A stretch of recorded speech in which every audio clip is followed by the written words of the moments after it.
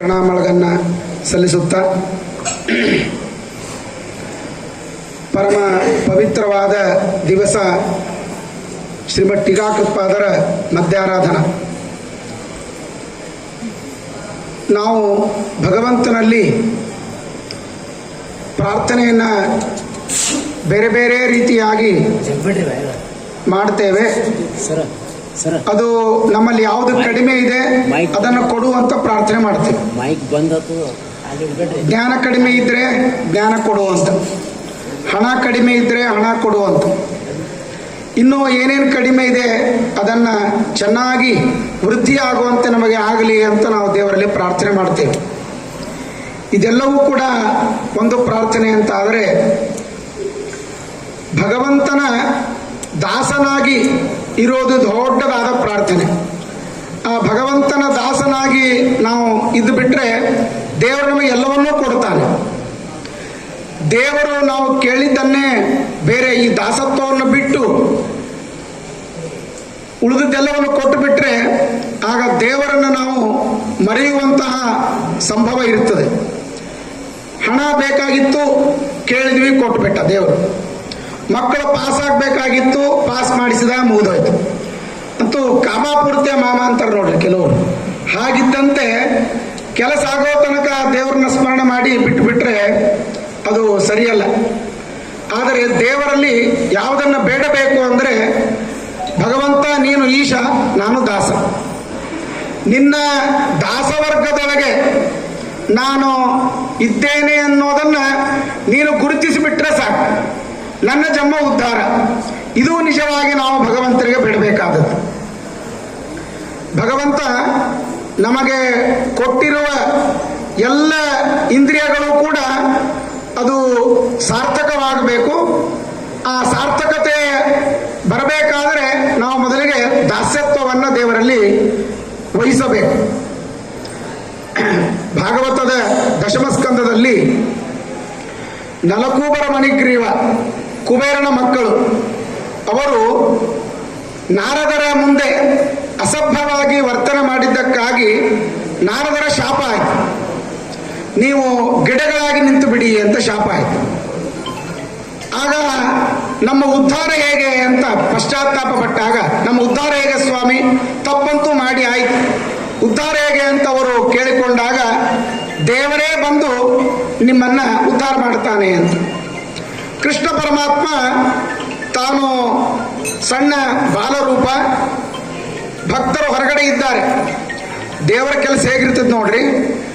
ದೇವರು ಒಂದ್ಸಲ ಅವತಾರ ಮಾಡಿ ಬಂದಾನೆ ಅಂದರೆ ಸಾವಿರಾರು ಕೆಲಸ ಮಾಡ್ಕೊಂಡು ಹೋಗ್ತಾನೆ.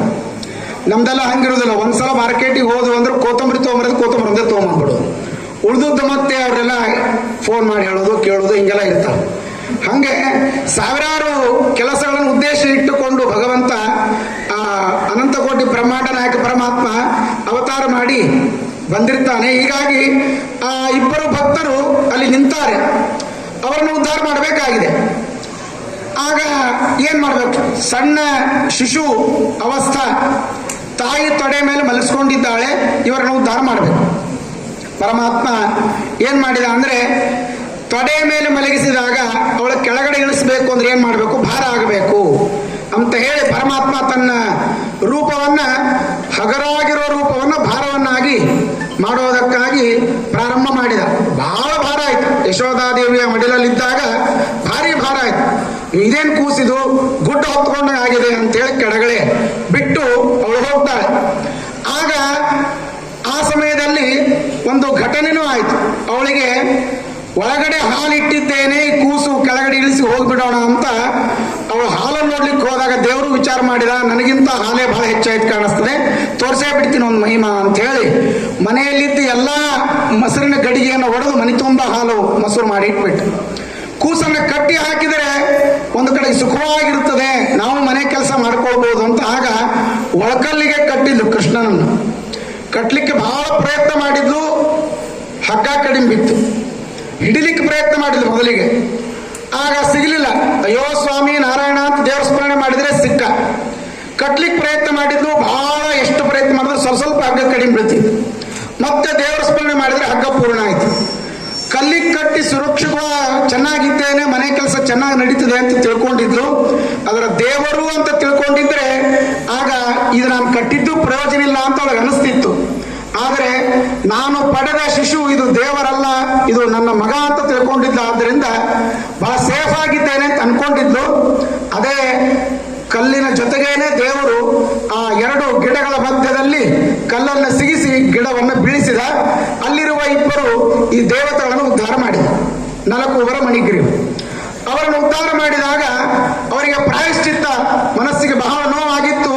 ಭಗವಂತ ಉದ್ಧಾರ ಮಾಡಿದ್ದಕ್ಕಾಗಿ ಆಗ ಅವರು ಪ್ರಾರ್ಥನೆ ಮಾಡ್ತಾರೆ, ಸ್ವಾಮಿ ನಮ್ಮನ್ನು ಉದ್ಧಾರ ಮಾಡಿದ್ದೀಯಾ, ಇನ್ನು ಮೇಲೆ ಇಂತಹ ತಪ್ಪನ್ನು ಸರ್ವಥಾ ಮಾಡೋದಿಲ್ಲ. ಅದಕ್ಕಾಗಿ ಇನ್ನು ನಾನು ನಿಮ್ಮಲ್ಲಿ ಬೇಡೋದೇನು ಅಂದ್ರೆ ನೀನು ಕೊಟ್ಟ ಎಲ್ಲ ಇಂದ್ರಿಯಗಳು ಕೂಡ ಸಾರ್ಥಕವಾಗಬೇಕು, ನಿನ್ನ ದಾಸರಾಗಬೇಕು. ಈ ರೀತಿಯಾಗಿ ಅವರು ಬೇಡ್ತಾರೆ. ಶ್ರೀಪಾದರಾಜರು ಇದನ್ನೇ ಬಹಳ ಚೆನ್ನಾಗಿ ತಮ್ಮ ರಚನೆಯಲ್ಲಿ ತಿಳಿಸ್ತಾರೆ. ನಾಲಿಗೆಯು ಕೊಂಡಾಡಲಿ ನಿನ್ನ ತೋಳು ಕರಂಗಳ ಮುಗಿಯಲಿ ಹರಿಯೇ, ಕಾಲು ತೀರ್ಥಯಾತ್ರೆಗೆ ಹೋಗಲಿ ಮನ ಕಾಲಿಗಿಂತಲಿ ನಿನ್ನ ಭಜಿಸಲಿ, ನಾನಿನಗೇನು ಬೇಡುವುದಿಲ್ಲ. ಯಾವ ಶ್ರೀಪಾದರಾಜರು ಮಹಾನುಭಾವರು ಅವರು ಕೇಳ್ತಾರೆ ನೋಡಿ, ಏನ್ ಬೇಡೋದಿಲ್ಲ ಸ್ವಾಮಿ, ನಿಮ್ಮ ಪಾದಕಮಲಗಳಲ್ಲಿ ಭಕ್ತಿಯನ್ನು ಬೇಡ್ತಾ ಇದ್ದೇನೆ, ನೀನು ಕೊಟ್ಟ ಇಂದ್ರಿಯಗಳು ಸಾರ್ಥಕವಾಗಬೇಕು ಅಂತ ಕೇಳ್ತಾ ಇದ್ದೇನೆ. ನಿನ್ನ ಮನೆಯ ಬಾಗಿಲು ಕಾಯುವ ಭಾಗ್ಯ ಸಾಕೆಂದರೆ, ದಾಸರ ದಾಸ್ಯವ ಕೊಡು ಸಾಕೆಂದರೆ ಅಂತಂತಾರೆ. ಅದನ್ನ ಈ ಇಬ್ಬರು ದೇವತೆಗಳು ಭಗವಂತನಲ್ಲಿ ವಿಶೇಷವಾಗಿ ಪ್ರಾರ್ಥನೆಯನ್ನ ಮಾಡಿದಾಗ ಭಗವಂತ ಅವರನ್ನ ಉದ್ಧಾರ ಮಾಡಿದ. ಹೇಳುವ ತಾತ್ಪರ್ಯ, ನಾವು ಭಗವಂತನಲ್ಲಿ ಇದು ಒಂದನ್ನ ಪ್ರಧಾನವಾಗಿ ನಿನ್ನಲ್ಲಿ ದಾಸ್ಯತ್ವವನ್ನ, ನಾನು ದಾಸ ನೀನು ಸ್ವಾಮಿ ಈಶ, ಇದನ್ನ ಪರಿಪೂರ್ಣವಾಗಿ ನಾವು ಭಗವಂತನಿಗೆ ಕೇಳಬೇಕು. ಯಾಕೆ ಅಂದ್ರೆ ದೇವರಿಗೆ ಇರುವ ಭಕ್ತರು ಅನಂತರಿದ್ದಾರೆ. ಆ ಅನಂತ ಭಕ್ತರಲ್ಲಿ ದೇವರು ನಮ್ಮನ್ನೇನು ಮರೆಯೋದಿಲ್ಲ. ಆದರೆ ನಾವು ದೇವರ ಭಕ್ತ ಅನ್ನೋದನ್ನ, ಭಕ್ತರ ಲಕ್ಷಣ ನಮ್ಮಲ್ಲಿ ಇದ್ದಾಗ ಮಾತ್ರ ಆಗ ದೇವರು ನಮ್ಮನ್ನ ತನ್ನ ಭಕ್ತರೊಳಗೆ ಸೇರಿಸ್ಕೊಳ್ತಾನೆ, ಇಲ್ಲದೆ ಇದ್ರೆ ಸೇರಿಸ್ಕೊಳ್ಳೋದಿಲ್ಲ. ದಾಸರಂತಾರೆ, ಎನ್ನಂತ ಭಕ್ತರು ಅನಂತ ನಿನಗಿಹರು, ನಿನ್ನಂತ ಸ್ವಾಮಿ ಎನಗಿಲ್ಲ, ನಿನ್ನಂತ ಸ್ವಾಮಿ ಎನಗಿಲ್ಲ, ಅದರಿಂದ ಭಿನ್ನೈಪೆ ನಿಮ್ಮ ಸಲಹೆಂದು. ಅನಂತ ಅನಂತ ಭಕ್ತರಿದ್ದಾರೆ. ಆ ಭಕ್ತರೊಳಗೆ ನಾನೊಬ್ಬ ಎಲ್ಲಿದ್ದೇನೋ ಗೊತ್ತಿಲ್ಲ, ತೃಣಜೀವಿ, ಬಹಳ ತಪ್ಪು ಮಾಡಿದ್ದೇನೆ, ಅಂಥವನು ನನಗೆ ಪಶ್ಚಾತ್ತಾಪ ಆಗಿದೆ, ಸ್ವಾಮಿ ನನ್ನನ್ನ ನೀನು ಭಕ್ತ ಅಂತ ಪರಿಗಣಿಸುವಂತ ಪ್ರಾರ್ಥನೆ ಮಾಡಿದರೆ ಭಗವಂತ ಅವಶ್ಯವಾಗಿ ನಮ್ಮನ್ನು ಸ್ವೀಕಾರ ಮಾಡ್ತಾನೆ.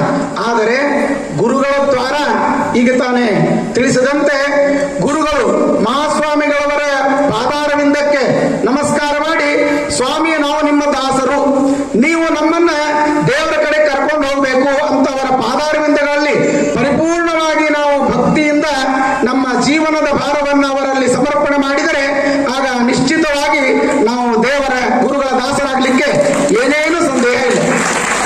ಇದೇ ಮಾತನ್ನ ಶ್ರೀಮದ್ ಟೀಕಾಕೃತ್ಪಾದರ ಯಾವ ಸ್ತೋತ್ರದೊಳಗೆ ನಾವು ಕೇಳ್ತೇವೆ, ಅವರನ್ನು ಕುರಿತು ಪ್ರಾರ್ಥನೆ ಮಾಡ್ತೇವೆ. ಸ್ವೇ ದಾಸ ವರ್ಗೇಪಿ ಮಾಂ. ಟೀಕಾಕೃತ್ಪಾದರ ಭಕ್ತರು ಅಂದರೆ ಯಾರಿಗೆ ನಿಜವಾದ ತತ್ವಜ್ಞಾನ ಬೇಕಾಗಿದೆ, ಯಾರು ಭಗವಂತನ ಸಂಪೂರ್ಣವಾಗಿ ತಿಳಿದುಕೊಂಡು ಮೋಕ್ಷವನ್ನು ಹೊಂದಬೇಕು ಎನ್ನುವಂತಹ ಅಪೇಕ್ಷೆ ಇದೆ, ಅವರು ಟೀಕಾಕೃತ್ಪಾದರ ಗ್ರಂಥಗಳ ಇಲ್ಲದೇನೆ ನಮ್ಮ ಜೀವನ ಇಲ್ಲ ಅಂತ ನಂಬಬೇಕು. ಆ ಟೀಕಾಕೃತ್ಪಾದರ ಸಂಪೂರ್ಣವಾಗಿರುವಂತಹ ಗ್ರಂಥಗಳನ್ನ ಅಧ್ಯಯನ ಮಾಡಿದ ಮೇಲೆ ಅವರ ದಾಸರು ನಾವು ಆಗಲೇಬೇಕು, ಹಾಗೆ ಆಗ್ತೇವೆ. ಅವರು ಇಲ್ಲದೆ ಇದ್ರೆ ನಮ್ಮ ಬೇರೆ ಗತಿನೇ ಇಲ್ಲ. ಹೀಗಾಗಿ ಯಾವ ಟೀಕಾಕೃತ್ಪಾದರ ವೃಂದಾವನ ಇಲ್ಲಿ ಎಷ್ಟು ದಶಕಗಳಾಗಿ ಹೋಗಿದೆ ಅನ್ನೋದನ್ನು ತಾವು ವಿಚಾರ ಮಾಡಿ, ಯಾವ ಯಾವ ಮಹಾಮಹಾಜ್ಞಾನಿಗಳು ಇಲ್ಲಿ ಬಂದು ಹೋಗಿದ್ದಾರೆ ಅನ್ನೋದನ್ನು ವಿಚಾರ ಮಾಡಿ, ಎಲ್ಲ ಜ್ಞಾನಿಗಳ ಅನಂತ ಭಕ್ತರ ಸಮೂಹದೊಳಗೆ ಈ ಲಕ್ಷ ಲಕ್ಷ ಜನ ಈ ಆರಾಧನೆಯಲ್ಲಿ ಬಂದು ಹೋದಾಗ ನಾವು ಪ್ರದಕ್ಷಿಣೆ ಹಾಕುವಾಗ ಅವರಿಗೆ ಕೇಳೋದೇನೆಂದ್ರೆ, ಸ್ವಾಮಿ ಇಷ್ಟೆಲ್ಲಾ ಭಕ್ತರಿದ್ದಾರೆ, ನಮ್ಮನ್ನು ಮಾತ್ರ ಮರೆಯಬೇಡಿ, ಸ್ವೇ ದಾಸ ವರ್ಗೇಪಿ ಮಾಂ, ನಿಮ್ಮ ದಾಸರ ವರ್ಗದೊಳಗೆ ನನ್ನನ್ನು ಸೇರಿಸಿಕೊಳ್ಳಿ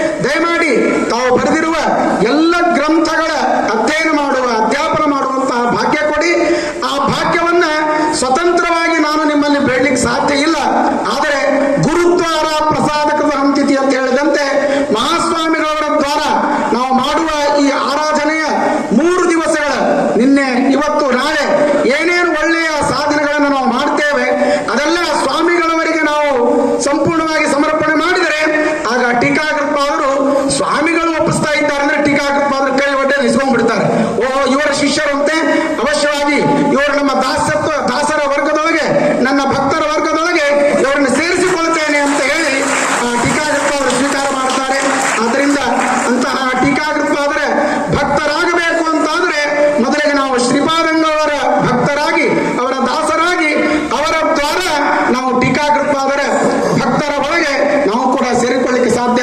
ಅಂತಹ ಟೀಕಾಕೃತ್ಪಾದರ ಮಹಿಮೆಯನ್ನ ಯಾವ ಟೀಕಾ ಗಾಂಭೀರ್ಯ ಉತ್ತರ್ತು ವ್ಯಾಸತೀರ್ಥಾದಯ ಕ್ಷಮ ಅಂತ ಹೇಳಿದಂತೆ ಅವರ ಶಾಸ್ತ್ರದ ಗಾಂಭೀರ್ಯ, ಅವರ ಜೀವನದ ಪವಾಡಗಳಾಗಲಿ, ಅವರ ತಪಸ್ಸಿನ ವಿಚಾರಗಳಾಗಲಿ ಇದೆಲ್ಲವೂ ಕೂಡ ಅತ್ಯಂತ ಕ್ಷುದ್ರ ಹೇಳಲಿಕ್ಕೆ ಸಾಧ್ಯವೇ ಇಲ್ಲ. ನಾನು ಶ್ರೀಪಾದಂಗಳವರು ಅದನ್ನ ಹೇಳಿದ್ದೇನೆ.